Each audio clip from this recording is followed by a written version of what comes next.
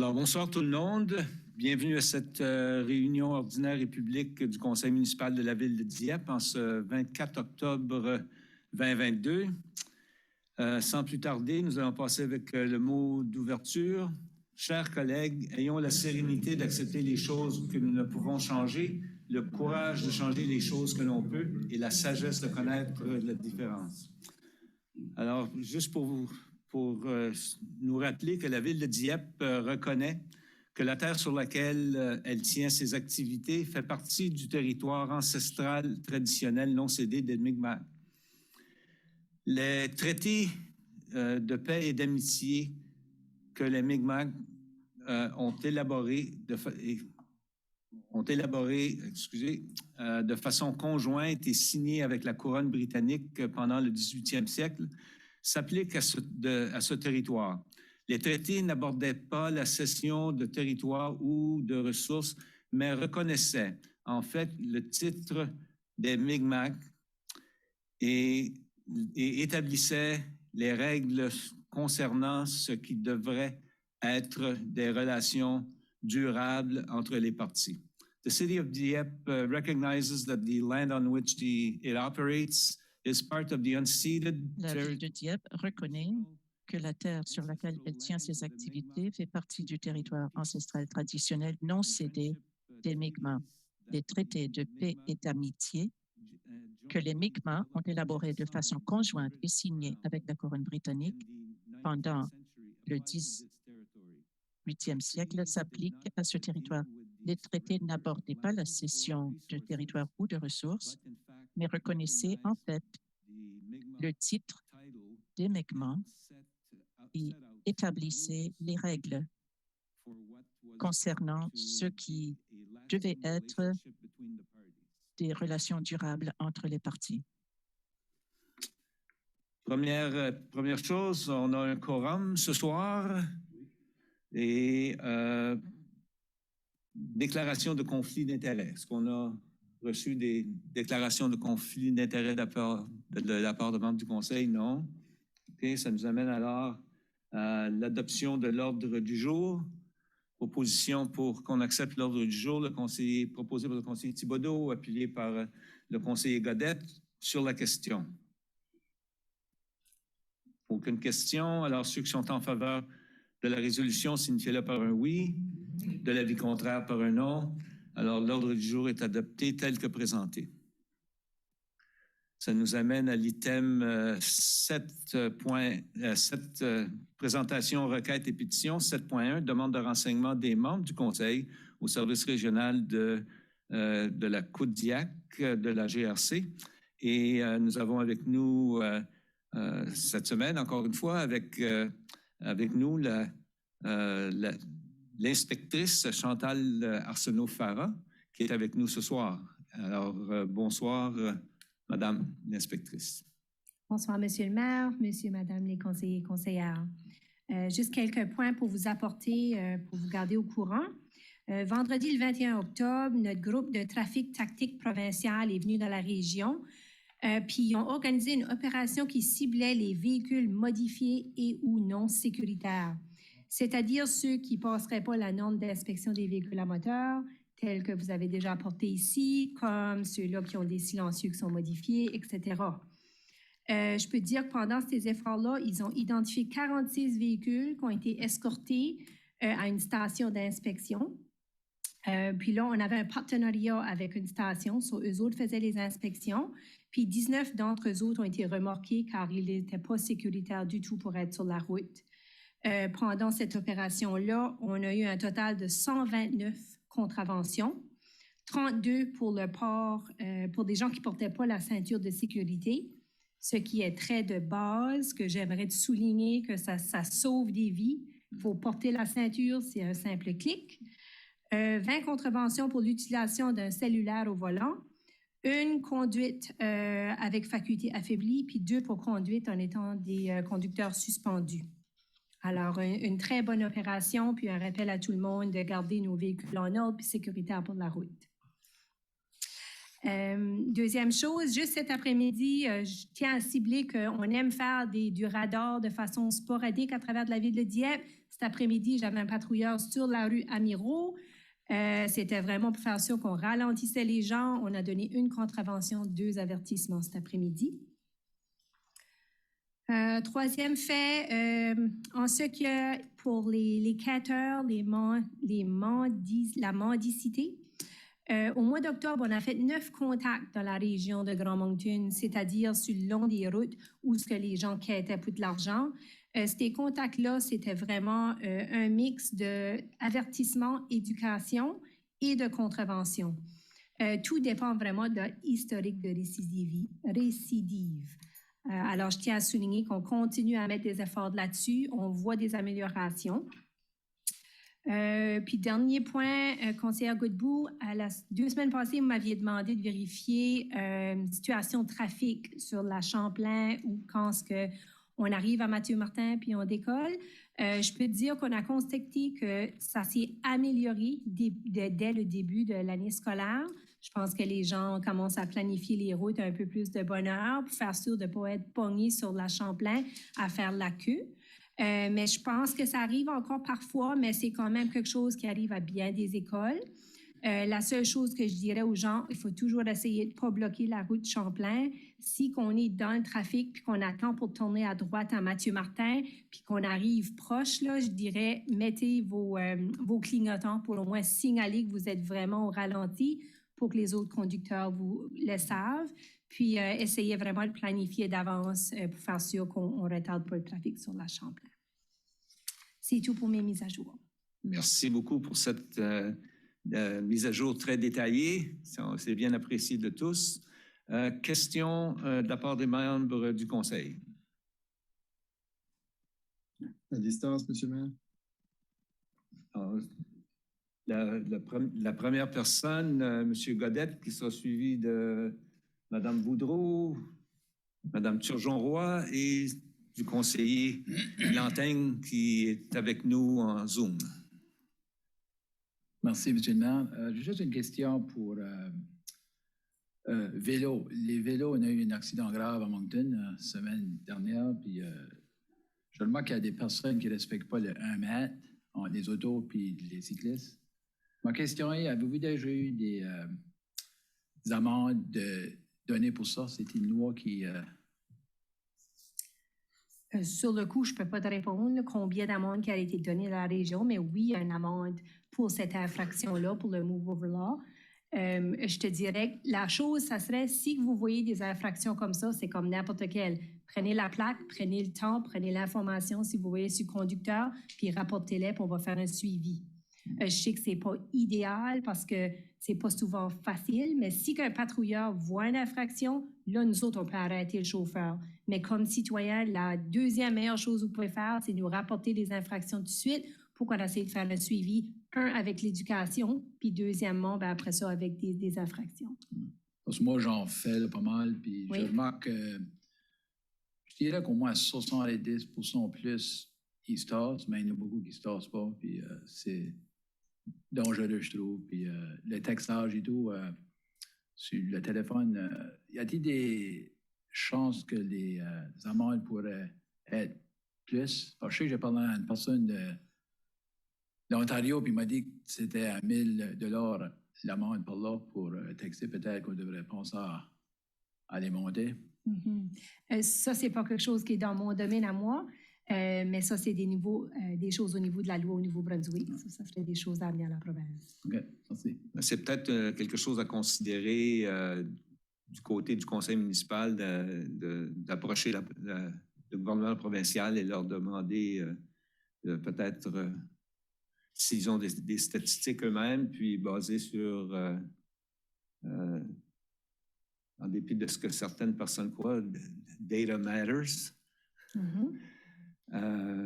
C'est important qu'on ait le plus de données possibles de ce côté-là, qui sont disponibles. Bonne suggestion, M. Godet. Merci. Madame Boudreau.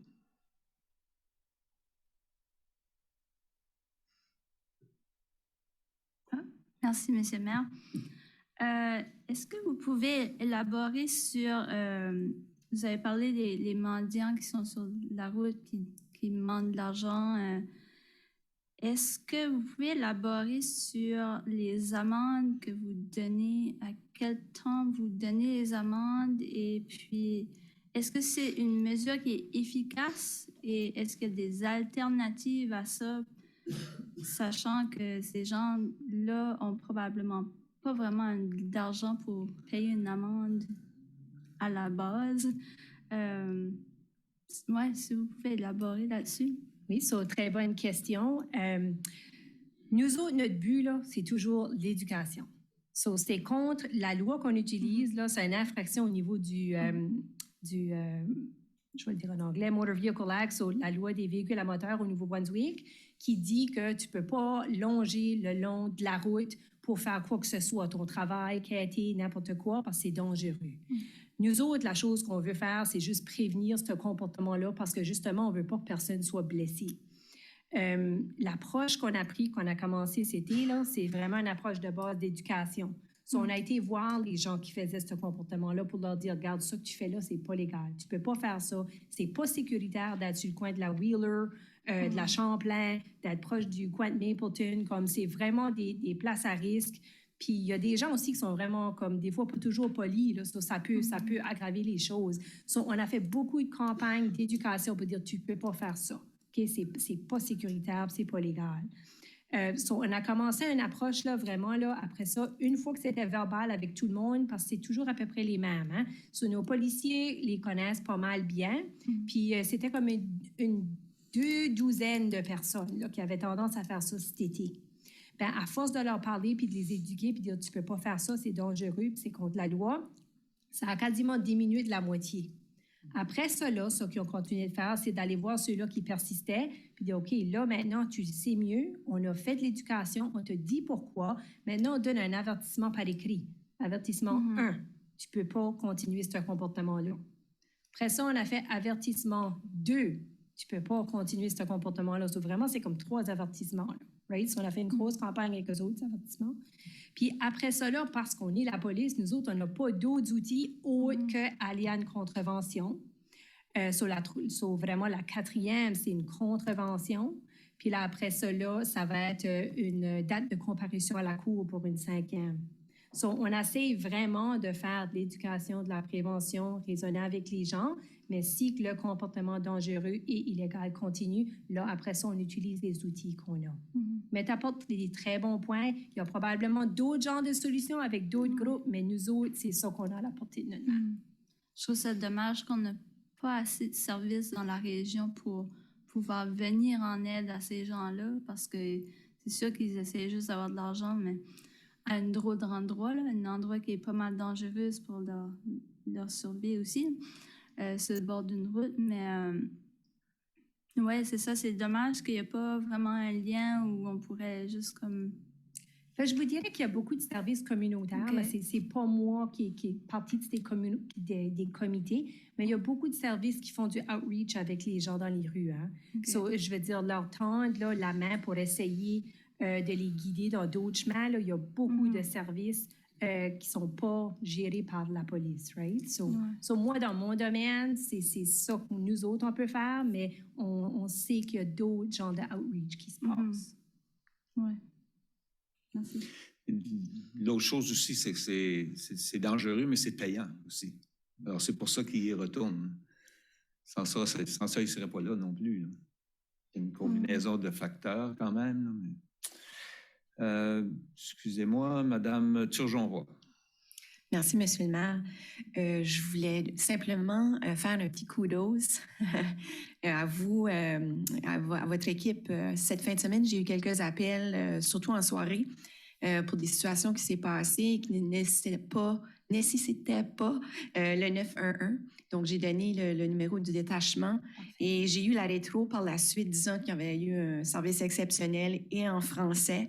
Et les suivis avaient été faits et réglés aussi. Donc, merci beaucoup. Puis, merci à votre équipe. Merci beaucoup de me le signaler. Puis, je vous remercie le conseil. Chaque fois que vous avez des citoyens qui vous appellent avec des situations, de continuer de les encourager, de le rapporter tout de suite.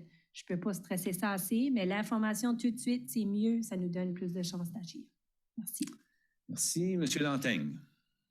Merci, M. le maire. Ça va un peu dans le même sens que conseillère Turgeon-Roy. Je voulais juste mentionner que dernièrement, j'ai remarqué un peu plus de présence policière dans nos quartiers. J'en ai vu sur la Miro aussi. Donc, je ne sais pas si c'est juste un addon, j'espère que non. Mais on est souvent là à demander plus de visibilité, vous dire combien de plaintes on reçoit. Mais je voulais quand même souligner le fait que puis même des citoyens m'ont dit aussi qu'ils avaient remarqué qu'il y avait une plus grande présence, malgré qu'on n'a pas plus d'effectifs pour le moment. Donc, merci beaucoup pour ça. C'est tout. Merci de le signaler. Je peux vous dire que c'est en partie à cause qu'on met de l'effort sur la police communautaire. So, je n'ai pas toujours juste des policiers qui vont à des 911. Ils font du proactif communautaire, puis dans leur temps, ils peuvent faire du trafic. So, c'est probablement pour ça que tu vois une bonne différence. On continue. Merci. Merci, Monsieur le conseiller Brideau. Merci, M. le maire. Je vais juste reprendre quelques mots que vous avez dit, Mme Farah. Concernant les préventions que vous avez mises en place ou que vous donnez aux mendiants des gens sur le bord de la route. Mais je pense aussi une chose qu'on oublie de dire, et je vais le dire ce soir, la plus grosse prévention, c'est les gens qui donnent de l'argent qui peuvent causer des accidents aussi sur le bord de la route, parce que je le vois, je l'ai vécu, on en a discuté auparavant avec, j'étais sur le comité de Kodiak, c'est que quand tu t'en vas, tu arrives à une lumière, tu vois, tu es en arrière de plusieurs autos, tu vois les bras qui sortent pour donner de l'argent. Alors, la prévention va des deux côtés. Ça va autant aussi pour le commun des conducteurs que pour ces gens-là qui mendient, là, qui font du mendiage. Mendiant. C'est dur à dire. Oui, vous avez raison. Puis je veux dire, c'est parce qu'on est des communautés généreuses, puis les gens veulent aider. Mais vous soulevez un bon point. Il faut trouver une façon d'aider à travers des agences communautaires qui peuvent distribuer cet argent-là de façon équitable à plusieurs personnes en besoin. Puis ça serait de façon plus sécuritaire pour eux autres parce qu'ils ont des moyens d'aller chercher de l'aide. Merci. Alors, merci bien. Merci encore une fois pour répondre à nos doléances et on apprécie le feedback qu'on reçoit, la rétroaction qu'on reçoit. C'est très positif. Alors, merci encore une fois. Merci. Et comme toujours, vous êtes bienvenus à rester si vous voulez, mais on comprendra si votre travail vous appelle. Alors, question du public, item numéro 8. Question du public, je pense qu'on a un visiteur ce soir, ou deux, ou trois. Reste à voir. Gilles Chiasson. Bonsoir, M. Chiasson. Je demeure à Dieppe, je demeure sur la rue Boisée. Voilà. OK, moi, je suis un fan, même un fanatique du vélo. Il y en a peut-être autour de la table comme ça, là? Bon. Alors, j'ai utilisé des pistes cyclables ici à Dieppe, dans le sentier Riverane, depuis plusieurs années. Et depuis l'année passée, en avril 2021, je me suis procuré un vélo électrique. Ça va bien. Maintenant, ce n'est pas les intempéries qui me contrôlent, c'est moi qui contrôle les intempéries. S'il y a une butte, s'il y a du vent, je vais avec mon bicycle. Alors, j'utilise nos pistes cyclables avec beaucoup de plaisir et de satisfaction. Puis avec des sentiers comme les nôtres, on n'a pas rien à envier des autres. Bon, ceci étant dit, l'objectif premier de mon intervention, c'est de vous dire quelques mots sur la sécurité dans les sentiers et plus particulièrement ce qui concerne l'entretien de la surface des sentiers. Je ne parle pas de vitesse ici, là. Je parle juste de la surface des sentiers. Je me suis laissé dire par un employé de la ville, M. Leblanc, c'est celui qui est responsable des sentiers.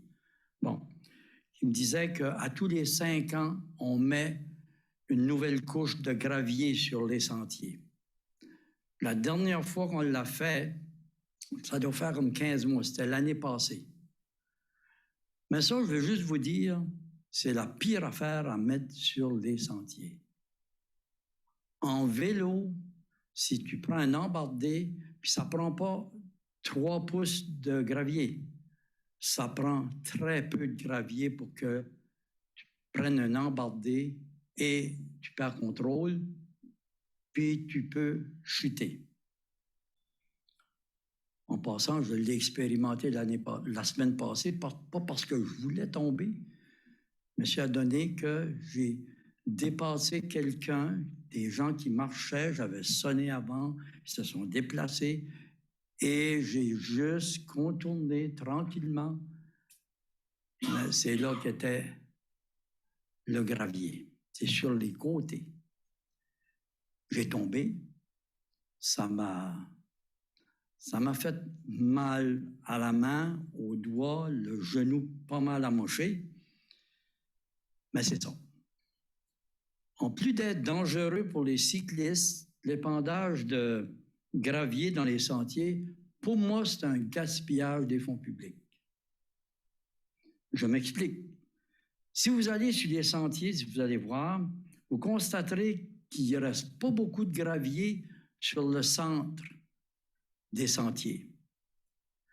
Avec les intempéries, avec les gens qui marchent, les bicyclettes et tout ça, ben, ça tasse ce gravier-là sur les côtés. Puis il y a à peu près 12, 15 à 20 pouces de gravier qui s'accumulent là. Puis quand tu fais un dépassement, puis je ne parle pas d'aller vite, là. Moi, personnellement, je respecte ça à la lettre. Quand tu dépasses quelqu'un, si tu t'embardes, si tu tombes dans ce gravier-là, puis les roues commencent à faire ça, tu peux chuter, ce qui m'est arrivé. Bon. Alors, si vous allez voir, il y a beaucoup de graviers qui sont sur les côtés, surtout sur la partie du sentier qui sont les plus occupés, qui sont, oui, plus achalandés. Alors, je parle du chemin d'Over jusqu'à Moncton, le long de la Petite-Kodiak. C'est surtout là. Les autres, à l'intérieur, le gravier, il y en a encore un peu partout, au milieu des pistes et ça. Alors, ce que je vous dis là, ce plaidoyer que je fais, c'est pas au nom de personne, c'est à mon nom personnel. Je suis certain, si vous demandiez aux cyclistes qui utilisent les sentiers, qu'est-ce qu'ils pensent de ce que je viens de dire, ils vont vous dire tout de suite que ce gravier-là, c'est dangereux pour les chutes.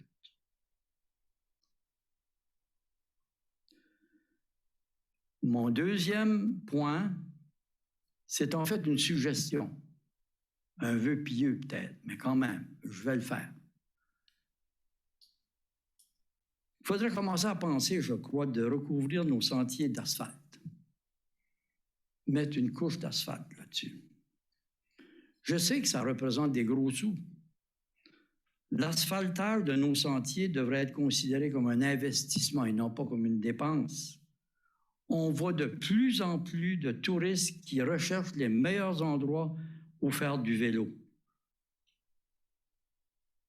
Les pistes cyclables de la péninsule acadienne, par exemple, que vous en avez entendu parler, je l'ai expérimenté, sont de plus en plus achalandées parce qu'elles sont très belles et ils sont toutes asphaltées. On a ici des très beaux sentiers, très beaux. Au niveau de l'environnement, c'est pittoresque. C'est pittoresque. Quand tu pars du chemin d'Over pour venir vers la ville, jusqu'à Moncton, tu es le long de la Petite-Kodiak, c'est de toute beauté. Si on met une couche d'asphalte là-dessus, pour moi, c'est une valeur ajoutée. Puis ça pourrait peut-être, probablement intéresser beaucoup de monde à passer dans la région ou les garder dans la région. Puis ça n'a pas besoin de se faire dans l'espace d'un an, là. C'est pas ce que je veux dire. Je pense que c'est une question de faire ça par étapes, d'une période de quelques années. Et puis, on aurait à ce moment-là quelque chose de pas mal beau. C'est beau, mais ça pourrait être encore meilleur. J'appelle ça une valeur ajoutée. Alors, à vous, mesdames, messieurs, de fixer vos priorités en planifiant en conséquence. C'est un beau projet, un beau défi pour les prochaines années, n'est-ce pas? Et ça, c'est ma présentation. Mais là, cet après-midi, j'étais dans les sentiers encore. Puis je veux juste ajouter un petit point. Dans le Marais, à partir de la rue Amiro, OK? À partir de la rue Amiro, il y a le ruisseau Babineau, là. Alors, en arrière, saviez-vous qu'il y avait le pont des cochons, là? Oui. Ouais, ben moi, j'ai appris ça la semaine passée. Quand j'ai vu la pancarte, ça m'a assez frappé. Bon. Ben juste là, pas loin, il y a des poteaux d'électricité, là. Encore, ils sont comme ça. Il faut faire attention. Je sais qu'on les a remplacés il y a 1 an ou 2. Il y avait une tempête. Mais là, ça peut être dangereux. Ils sont penchés pas mal. Voilà, messieurs, dames, ma présentation. Merci. Je suis convaincu que vos commentaires ont été enregistrés parce qu'on enregistre tout. Puis merci de votre présentation. Je suis convaincu qu'il y aura des discussions à ce sujet. Ça revient, c'est pas un nouveau sujet pour nous, ça revient à l'occasion. Puis les opinions sont à peu près comme du 50-50. Il y a des gens qui disent oui, ça serait le fun, ça serait tout asphalté. Il y en a qui disent ben avec l'asphalte, tout le monde va plus vite, puis c'est plus dangereux, puis quand tu tombes, ça fait vraiment mal. C'est des égratignures, c'est le discours qu'on entend depuis des années. Alors, on verra bien où ça nous mènera à un moment donné ou à un autre. Le Conseil aura à discuter du sujet durant la période de préparation des budgets qui est déjà commencée, en fait, pour le personnel, mais qui sera présenté au Conseil municipal au cours du mois de novembre, le 1er novembre. C'est bon? C'est bon? Merci. Merci bien. Merci de votre présentation.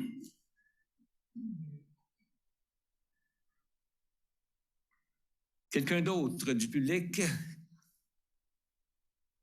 S'il vous plaît, avancez-vous, vous identifiez au microphone. Bonsoir. Mon nom est Louis Haché. Je demeure dans le quartier 3, le quartier de Marc-Lantagne. Puis, ma question comme suit. J'écoutais Mme Farrar au niveau de son rapport. Oui. Puis, juste un commentaire, je suis très content de voir l'initiative qu'ils ont mis en place pour essayer de contrôler le bruit excessif des véhicules à moteur. Puis, j'espère que ça va continuer parce qu'il y a encore beaucoup de travail à faire dans ce domaine-là. Mais ma question est celle-ci. Je lui ai parlé tantôt, puis elle a parlé de bon, ben, si on aurait plus de ressources, on pourrait en faire plus. Puis j'ai, en travers des médias, j'ai lu que oui, la GRC demande pour plus de ressources pour faire différentes choses qu'on veut qu'ils fassent pour nous. Étant dit, la GRC nous offre un service, donc il y a un coût à ça. Donc, on a une entente avec la GRC. Dans cette entente-là, est-ce que nous avons des indicateurs de performance, des indicateurs de rendement documentés et suivis pour s'assurer que la ville de Dieppe en a pour son argent? Okay. Et ces indicateurs de rendement-là, est-ce qu'ils sont publics? Est-ce qu'on peut les voir? Est-ce qu'on peut savoir lesquels ils sont? Peut-être Mme Godbout pourrait prendre cette question-là, étant donné et où le conseiller Brideau, parce que tous les deux, M. Brideau est de retour sur le dossier, mais tout dernièrement, ça a été Mme Godbout, et elle va sans doute vous dire exactement, parler du processus d'échange que nous avons entre CRPA, le comité policière. Il y a certainement à tous les ans, il y a des choses qui sont mises en place, mais je vais laisser...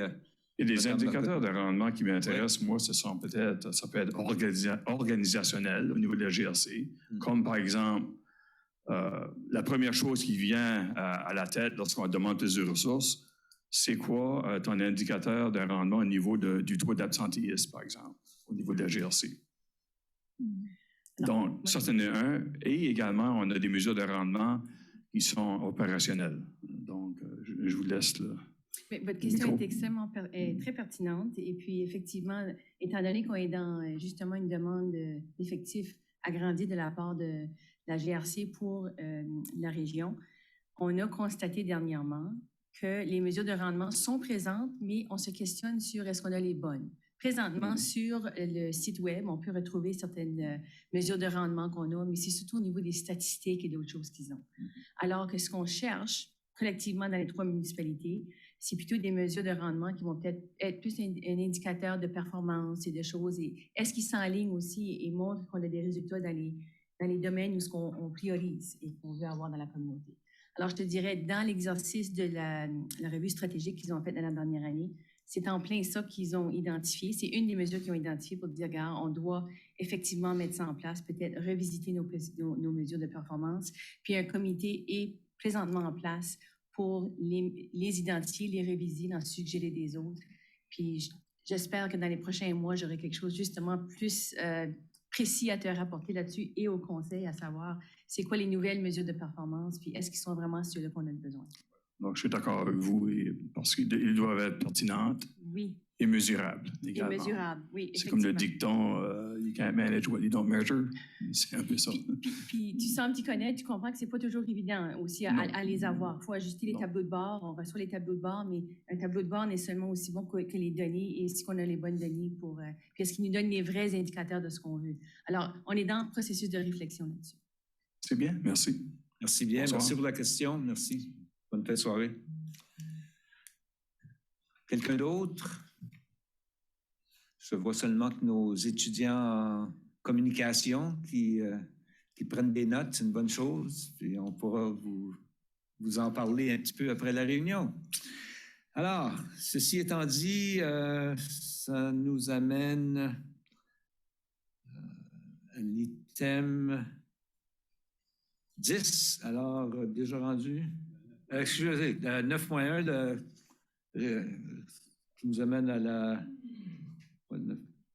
l'adoption du procès verbal de la dernière réunion, soit la réunion du 11 octobre. Proposition pour qu'on accepte le procès verbal, Monsieur le conseiller Brideau, appuyé par la conseillère Turgeon-Roy, sur la question. Aucune question. Alors, ceux qui sont en faveur de la résolution signifient-le par un oui. De l'avis contraire par un non. Alors, le procès verbal de la réunion du 11 octobre 2022 est accepté tel que présenté. Ça nous amène à l'item 10, 10.1. Demande d'exemption sur l'arrêté Z22. Monsieur Melançon. Merci, M. le maire. Bonsoir tout le monde. Alors, ici, on a demande de l'Université de Moncton pour une exception ou une exemption à l'arrêté Z22. Dont l'article 3.3 de l'arrêté, lorsque une entité dont sa mission démontre que son activité est en français ou en anglais, le Conseil est permis de donner une exemption à cet arrêté pour faire un affichage dans une langue seulement. Alors, l'Université de Moncton, sa raison d'être, c'est l'enseignement au niveau du français, alors la francophonie, et une étude postsecondaire acadienne. Alors, elle rencontre cette exception. Alors, la recommandation est d'autoriser cette exception. Merci pour la lecture de la résolution. Madame, excusez-moi. Madame Leboutillier, excusez. Et voilà. Merci, M. le maire. Que le Conseil autorise l'Université de Moncton à procéder à de l'affichage commercial extérieur unilingue francophone jusqu'à nouvel ordre, je vous le propose, M. le maire. Alors, proposé par le conseiller Leboutillier, appuyé par le conseiller Godette sur la question. Aucune question. Ceux qui sont en faveur de la résolution signifient par un oui. Oui. L'avis contraire par un non. La résolution est adoptée telle que présentée. Et maintenant, au 10.2.1, adjudication de marché pour un achat d'un châssis de camion à Ben. Monsieur Melançon. Alors, suite au processus, on voit uniforme d'aller en expression d'intérêt, on appelle d'offre, excusez. On a reçu une soumission pour cette pièce d'équipement. Alors, cette pièce d'équipement est dans le cadre de notre flotte municipale, le programme de remplacement pour l'année 2023. Alors, pour le délai de commande, on a cru bon et sage de le commander le plus rapidement possible pour possiblement le recevoir à l'automne prochain. C'est ça le délai dans le marché aujourd'hui. Alors, ça fait partie, comme je dis, du programme de remplacement d'équipement et il est recommandé pour Lonsbury Heavy Duty Truck Limited au montant de 79 520 $ plus TVH pour faire l'acquisition de cette pièce d'équipement. Il restera par la suite à faire l'achat des pièces qui s'ajoutent au véhicule. Ceci, c'est pour le véhicule en soi. Merci pour la lecture de la résolution. Monsieur Brideau. Merci, Monsieur le maire.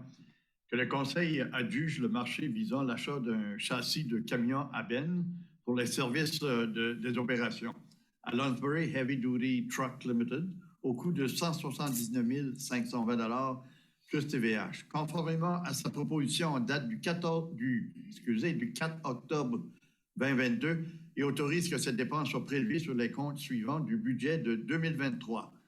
65 % du coût sur le compte numéro 3-3-20-12-7901 du budget d'immobilisation générale pour achat d'équipement général.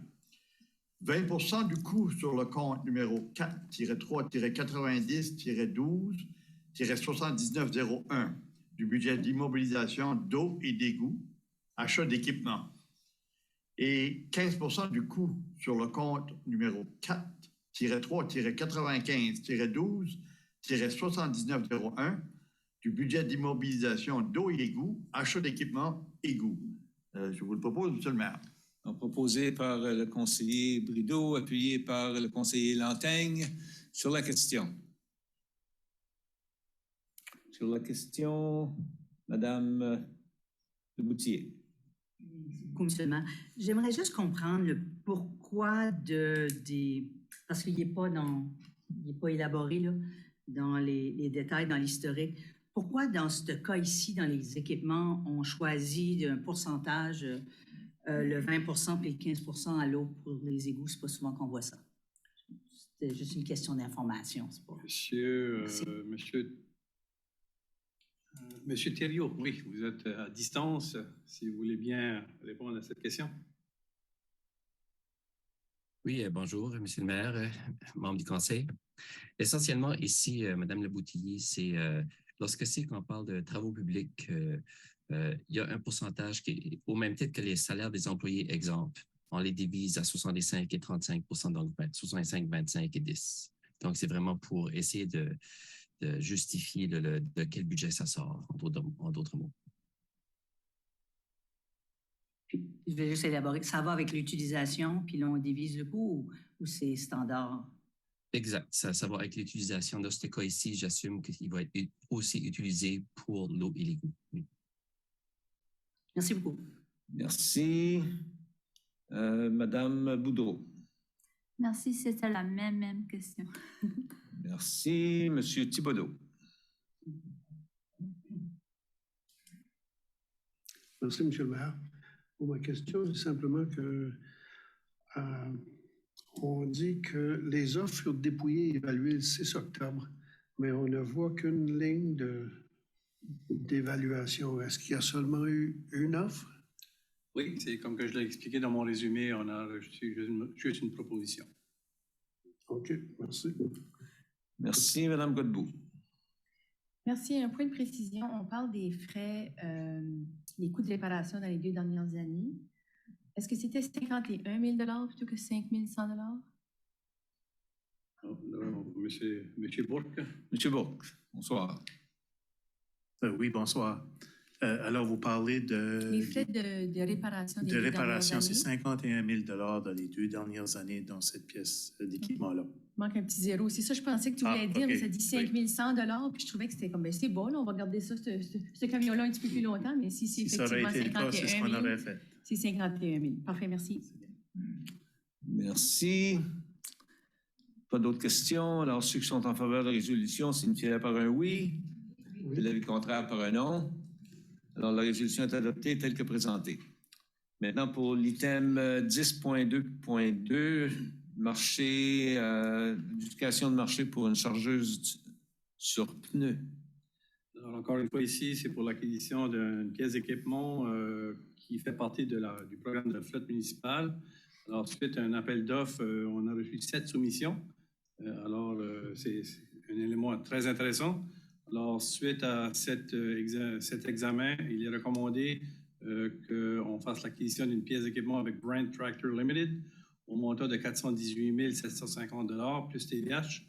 Alors, c'est pour on faire l'acquisition et la pièce sera reçue en 2023, encore une fois, en raison du délai qui nécessite la livraison de cette pièce d'équipement. C'est notre recommandation, M. le maire. Merci bien. Pour la lecture de la résolution, M. Thibodeau. Merci, M. le maire.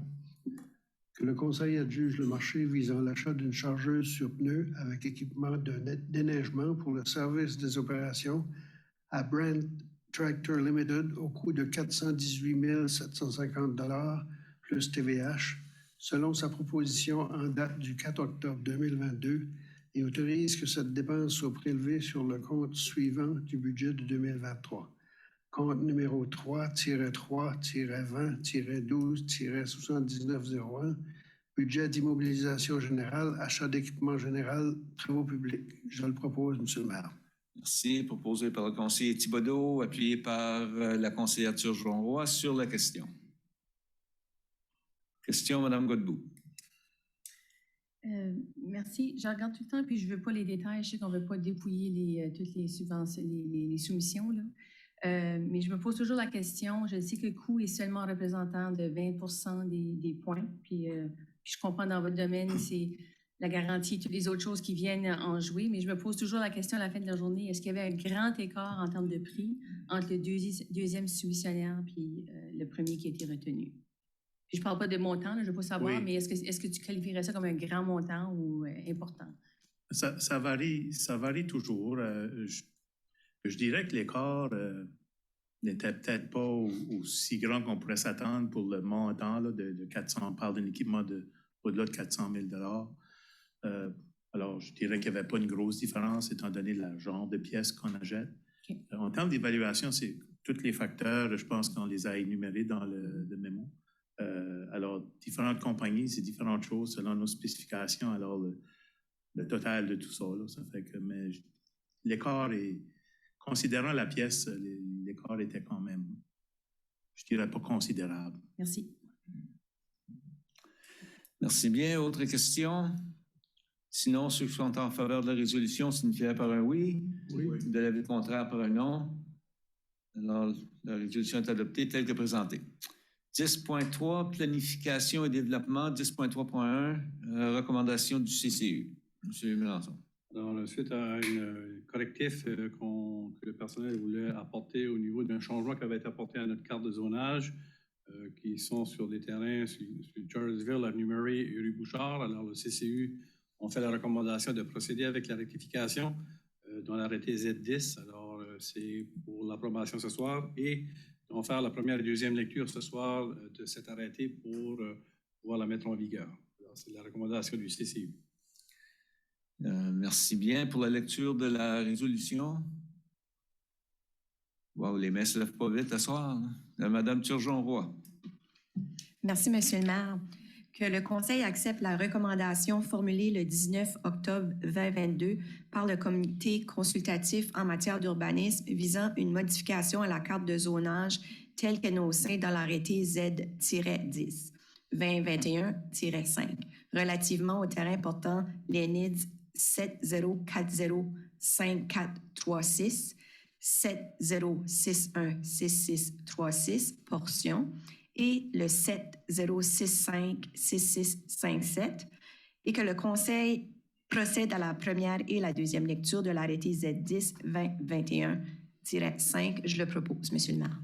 Alors, proposé par la conseillère Turgeon-Roy, appuyé par le conseiller Brideau sur la question. Aucune question. Ceux qui sont en faveur de la résolution, signifiez-le par un oui. L'avis contraire par un non. Alors, la première lecture est adoptée. Donc, on va passer maintenant aux lectures. Alors, la recommandation est acceptée.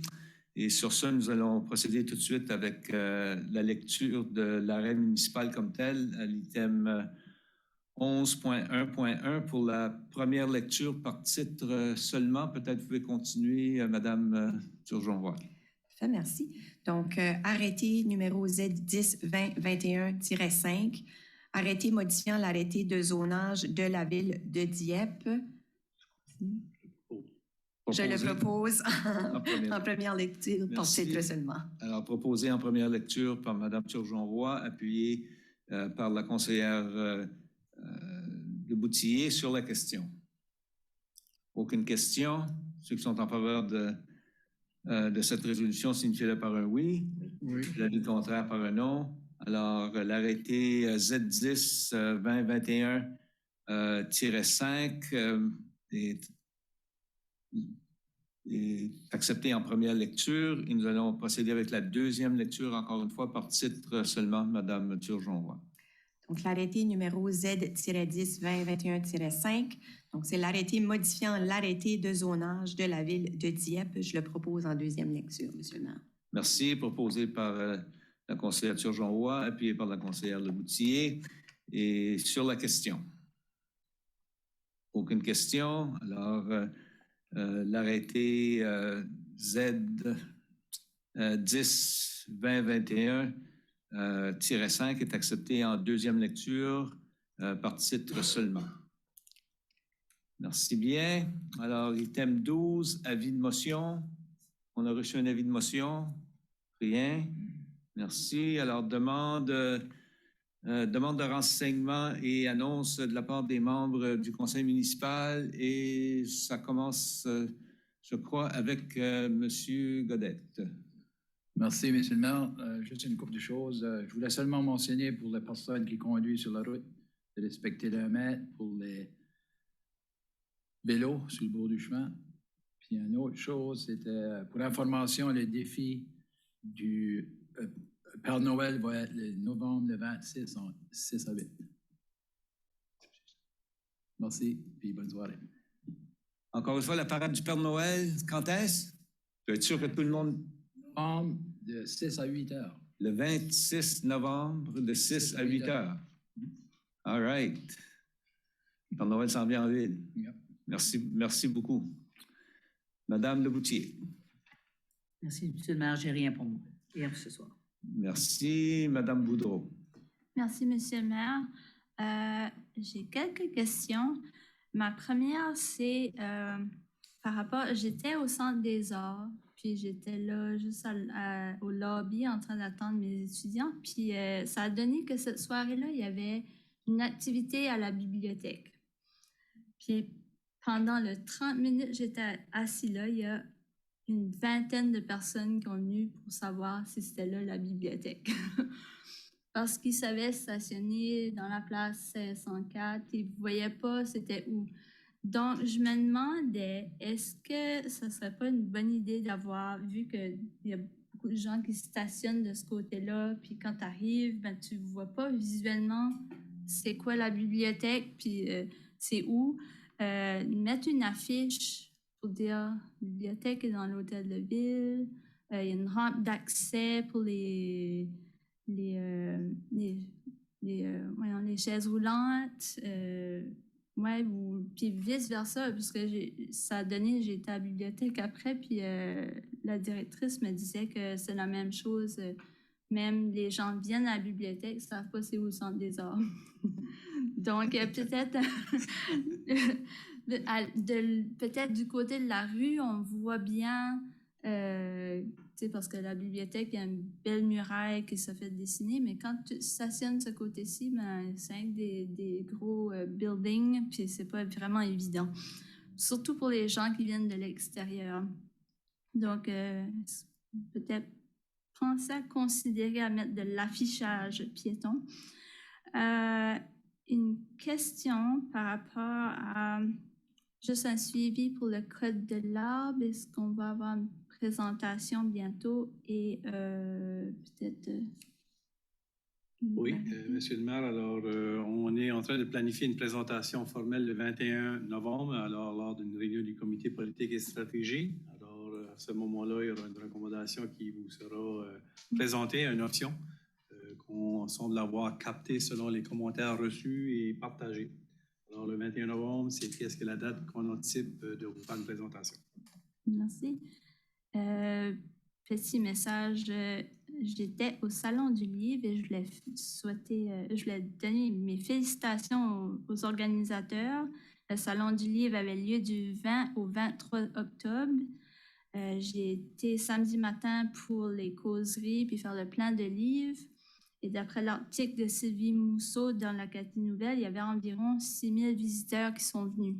C'était une très bonne réussite. J'ai vraiment adoré l'événement. Lundi dernier, j'ai été à la marche pour la Journée internationale pour l'éradication de la pauvreté. Il y avait beaucoup de gens qui sont venus. Il y avait une belle présentation de la sénatrice Nancy Hartling que je ne connaissais pas, mais j'étais contente d'entendre son histoire inspirante, tout ce qu'elle a fait dans la communauté, son parcours. Et puis, il y avait un témoignage d'une jeune femme qui a vécu la situation de la pauvreté et qui est maintenant un entrepreneur qui a sa propre entreprise. J'ai aussi assisté à l'événement pour la semaine de prévention des incendies à la caserne de pompiers sur la rue Gauvin le samedi 15 octobre. Ça a été un très gros succès. Il y avait beaucoup de familles qui sont venues. Je suis certaine que chez nous, c'était le plus populaire. Vraiment. Donc, bravo à toute l'équipe et merci pour tout ce que vous faites. Et je vous souhaite une bonne semaine à tous. Merci bien. Juste exactement 4 minutes. Parfait. Timing parfait. Monsieur Brideau. Merci, Monsieur le maire. Moi, j'aimerais juste rappeler aux gens, en fin de semaine prochaine, lundi prochain, le 31, c'est la grande fête de l'Halloween. Alors, prudence et prudence pour nos jeunes, parce qu'il y a des... Et pour les gens qui conduisent dans nos rues secondaires, soyez très prudents. Et bonne fête de la Halloween, la soirée des sorciers. Merci, M. Brideau. M. Thibodeau. Merci, M. le maire. Moi, je veux simplement ajouter un détail. Pour la Halloween, les jeunes peuvent seulement passer aux maisons jusqu'à 20 heures. Alors, c'est seulement permis jusqu'à 20 heures. Puis, en plus, c'est pour des raisons de sécurité, évidemment. En plus, je voudrais souhaiter mes félicitations au Salon du Livre parce que ça a été un gros succès. J'y suis allé à 2 reprises, puis il y avait beaucoup de gens qui passaient, puis beaucoup de livres qui ont été vendus aussi. Alors, bonne lecture à ceux qui ont acheté. C'est tout, M. le maire. Merci bien. Madame Turgeon-Roy. Merci beaucoup, M. le maire. Juste une petite chose. On a quelques membres du conseil et M. le maire, on a participé au congrès de l'Association francophone des municipalités du Nouveau-Brunswick. Puis, à 2 reprises, ce soir, on a mentionné le fait de la loi des véhicules à moteur et tout ça avec le bruit excessif de nos véhicules puis les nombreuses plaintes qu'on a reçues ces dernières années, là, je devrais dire. Donc, je voulais juste mentionner que lors de l'AGA, M. le maire a fait la proposition et la résolution pour ça et pour avoir de soutien justement de l'Association des municipalités francophones pour aider ou nous appuyer dans la modification de la loi de véhicules à moteur. Puis on sait très bien, on a vu que c'est un problème qui touche plusieurs communautés de la province. Donc, c'était unanime que l'Association francophone nous appuie dans ces démarches-là, justement pour aller voir au ministère de la Justice et de la Sécurité publique pour faire des changements, pour aider nos forces policières dans l'exécution de leur fonction. Et c'est tout. Merci Bonne bien. semaine.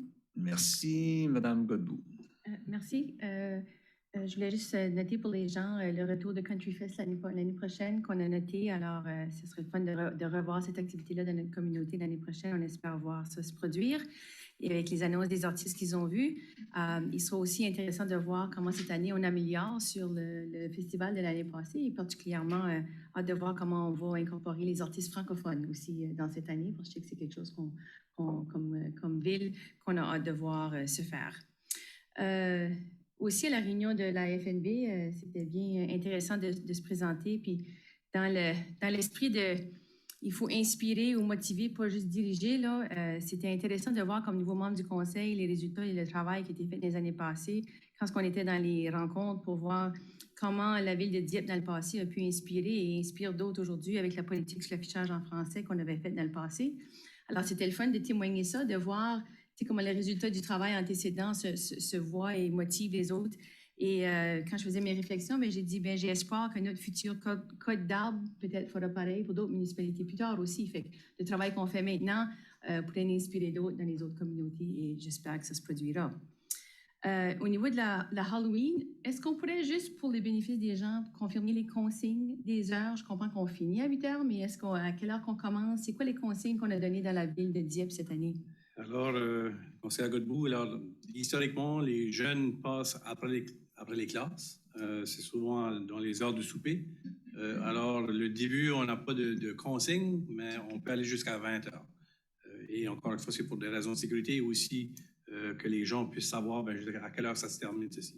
Alors, c'est jusqu'à 20 heures le 31 octobre. Puis, autre que ça, dans les dernières semaines, ça a été l'Association régionale policière de Kodiak. Il y a eu plusieurs réunions. Il va y en avoir d'autres dans les prochaines semaines en lien avec les demandes qui sont faites de la part du Conseil et la réorganisation avec la police communautaire plus. Et puis, beaucoup du travail pour le bénéfice des membres du Conseil, en partie, va être fait pour moi au niveau de la gouvernance et justement sur les mesures de rendement, les différentes choses qu'on veut voir pour s'assurer que les fonds sont bien utilisés puis pour des priorités que la Ville a identifiées à l'association. Merci. Merci bien. Monsieur Lantaigne. Merci, Monsieur le maire. Je vais juste faire un suivi à un moment donné, voir si on regardait la possibilité de, j'avais mentionné une traverse de piétons sur la avant-garde qui fait le lien entre la piste cyclable de chaque côté du chemin, puis il se trouve aussi à proximité du parc d'enfants.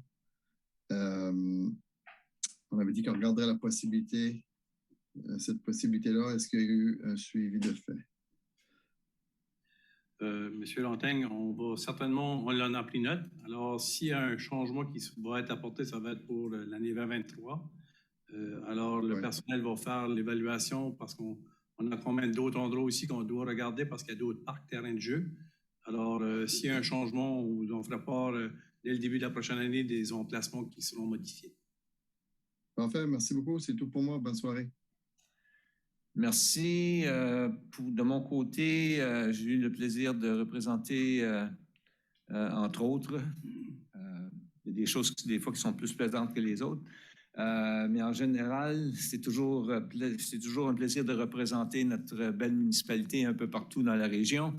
Mais spécifiquement, particulièrement, en fin de semaine dernière, lorsque la ville de Dieppe a été nommée la ville hôtesse pour les Jeux de l'Acadie de 2025.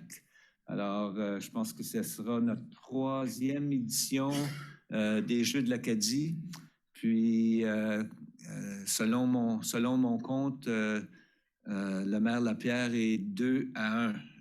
Alors, c'est la 2e fois qu'on gagne les Jeux depuis mes différents mandats, puis une fois qu'on ne les a pas eus. Puis, je pense que M. Melançon était avec moi cette fois-là, puis on était tous grandement déçus de ne pas les recevoir, mais des fois, il faut attendre son tour pour avoir les bonnes choses. Alors, avec évidemment la pandémie qui est moins présente ces temps-ci, quoi qu'on entend toutes sortes d'histoires dans les nouvelles à tous les soirs, là, mais essentiellement, on souhaite que nos jeunes puissent bien profiter au cours des 3 prochaines années parce que, premièrement, l'année prochaine, c'est à Memramcook, puis l'année d'après, en 24, ce sera Bouctouche, puis après ça, en 25, ce sera chez nous à Dieppe. Alors, belle opportunité pour tous les jeunes les jeunes Acadiens de toutes les provinces maritimes de venir sur place ici, puis de découvrir la belle ville de Dieppe.